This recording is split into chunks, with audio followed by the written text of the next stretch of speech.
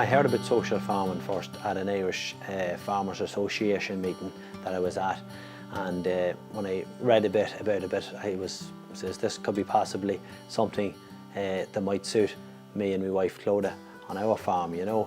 A few years ago I was reading the Farmers Journal and I came across an article about social farming entitled Farmers Who Care, and it kind of grabbed my attention because growing up on the family farm here, we looked after my uncle for 25 years who had an intellectual disability, and also shortly after he died my father developed Alzheimer's and we looked after him on the farm. I am an occupational therapist by profession, and I work with people with learning disabilities, and I've worked with people with mental health issues. And I also love the farm. I just felt it would be lovely to combine the two loves of my life, which was farming and working with people who are less fortunate than ourselves. It's quite rewarding to see people to flourish and to come out of themselves, out of their shell. At the moment we have 3 participants attending 1 day per week, and we first and foremost have the cup on tea and decide then what we're going to do, the activities we're going to do for the day. I look forward to my 3 guys coming on a Wednesday. I always am thinking, right, what project are we going to do today? I have to think about the weather and think, right, what can we do today if the weather isn't so favourable? We have an old orchard here which we have significantly tidied up. For the first year in a long time we got some apples out of it, so there has been an end product for the participants. On this farm I am building a cottage that has disabled facilities, and my long-term plan was that eventually I could let individuals, you know, obviously with carers, to come and actually stay on the farms for weekends or week breaks. It hasn't had a big disturbance at all in our family life at all. I have 4 children and they love to see the social farmers. They're at school, but when they come home they'll be excited to see them. The participants that we had on the farm, we had 4 people, and they ranged in age from 64 down to in their 30s.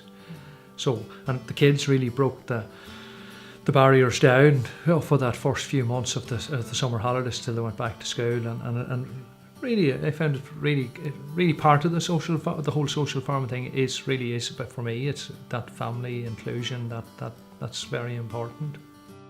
All that experience has been very positive for myself, for the rest of my family.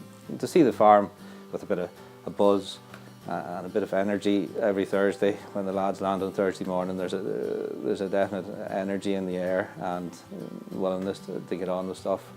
All these smaller jobs, all these things I wanted to do, I'm finding I'm progressively getting them done because you have the guys there to do it and they're willing, you know, and we get involved then and we get jobs done. And so that has been a great thing for me, you know, and I feel like as if we're a team, you know, because on a Wednesday here, there's 4 of us here as a team, and that makes any work far better. The experience so far has been very positive. I've noticed a big change with the boys since they came here first. And they've become much more trusting and they seem to be very happy. They give us the opinion that they're very happy to come here. We'll say one day there, a couple of weeks ago, I missed the Thursday, but like the lads would remind me that we're owed a day, you know, that we have to come out Thursday and Friday this week, you know, that we're owed a day. So it's great that, you know, that at least that I'm doing something right, you know, and it's great.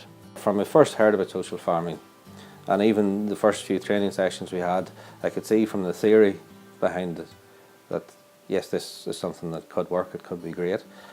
But participating in the project has taken that from theory to practice and has made me realise that yes, it's not just that it could work, but that it does work. The original training was so fab, and the support that you were never isolated, you were never ever on your own. You were just a phone call away from somebody that can help and put your mind at ease. SOFAB really kind of guided us from a step-by-step process through all the various different aspects of what would be required of us to make this successful for everybody. So it's not just a case of, you know, a few meetings early on and, you know, you get your participants and you give them. It is an ongoing experience, it is an ongoing development for us. We would love to continue being a social farm, opening our farm up We can envisage this working for a lot of farms in the community, in the area. I mean, you don't need any particular skill or any, you know, it's just normal people, normal farmers. Everybody has something to offer, and the participants have a tremendous lot to offer. And to see their face, the smile on their face, and how positive they are about the activities. We're very happy that we have got involved and that we can contribute in some small way to people, you know, on our simple little holding here in Cavan.